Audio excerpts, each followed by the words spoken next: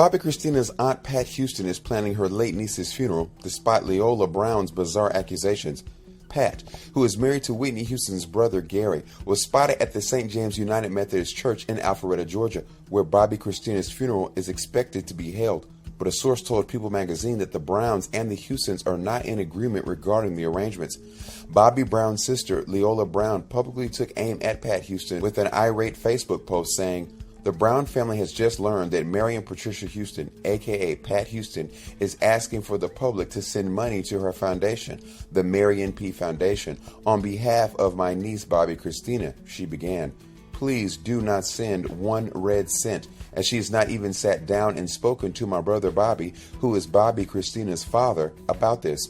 Following the funeral, Bobbi Kristina's body will be moved to Westfield, New Jersey, where she will be buried next to her mother.